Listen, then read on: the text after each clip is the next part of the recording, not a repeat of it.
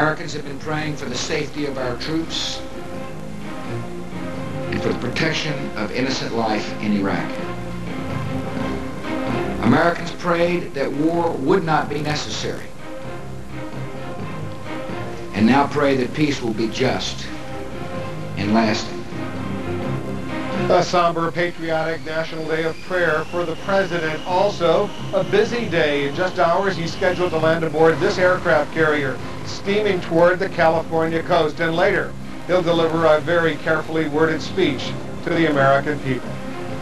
Hello, I'm Wolf Blitzer in Washington. 6 weeks after informing Americans the war had begun, the President is set to mark an end to major military operations in Iraq. You're not likely to hear the word victory, though, on a carrier in the Pacific. CNN's Frank Buckley is aboard the USS Abraham Lincoln. CNN's Dana Bash is over at the White House. Let's begin with Frank, who's awaiting the President's dramatic arrival. Tell our viewers, Frank, how dramatic that arrival will be.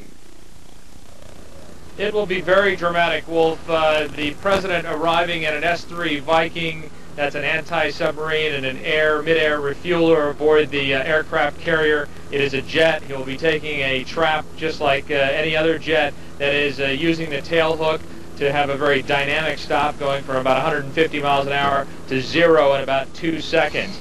Making sure that that is a safe situation among the people will be these guys here. They'll be flying in this helicopter. They are flying what's called the plane guard. Lieutenant Troy Wilcox, you are the pilot, making sure you guys launch before every group of planes take off, and you're the last to land. Tell us what your responsibility will be today. Our primary responsibility will be plane guard, safety of the of anybody who goes on the water, whether they get blown overboard or if the aircraft fails to regain flight after it traps, or on one of the catapults. If they go in the water, it's our job to come in and pick up any survivors and get them safely back aboard. All right, and Scotty Weiss and Sam Laser here are rescue swimmers. You're the crew chief. Tell us, is there any sense of added nervousness because it's the President coming in? A little bit, not that bad though. And tell us, in terms of the rescue itself, if something like that were to happen, tell us what you would be doing. You actually have you're going to be jumping in. Right, like Lieutenant Wilcox said, worst case scenario, something goes wrong, we're going to get on the spot and I'm going to jump in. But most of the responsibility relies on the pilot and my crew chief here to get me out of the water. All I do is just jump in the water. And we should also say it's not just the helicopters that are aloft, but there will be ships. In fact, we see one steaming behind us. And we were joking before that anytime there is a rescue situation, you say it's a race to get to that person. Right. There's always a secondary means of rescue. The ship back there is going to be a backup.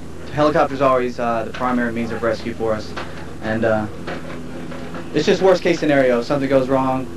But we're all professionals, and we don't plan on anything happening.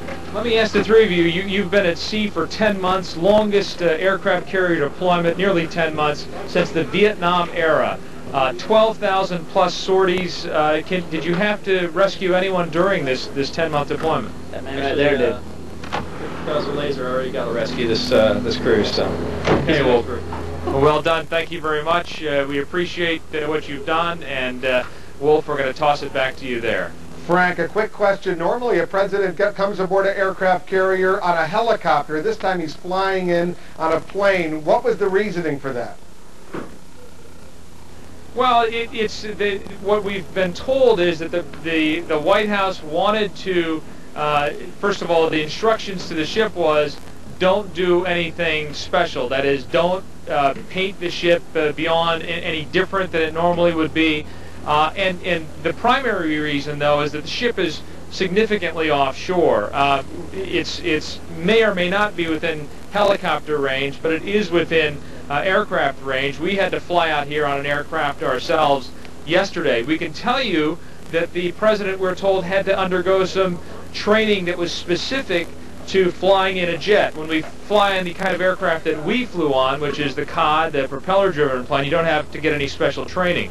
To fly in a jet, you have to get over-water training, which means that you have to go into a pool. We're told that the President got that special sort of training just for this flight to get onto this aircraft carrier. All right, I can tell you from personal experience, when I've landed on a cod, the only training I need is how to grab that air sickness bag, because you really need it. Frank Buckley, he's aboard the Abraham Lincoln for us. We'll be talking to him throughout the day. Let's bring in our White House correspondent, Dana Bash. What are we going to hear from the president tonight, Dana? Well, the president tonight is going to say that the combat phase of the war in Iraq is now over, but Wolf, it will be a very carefully worded speech.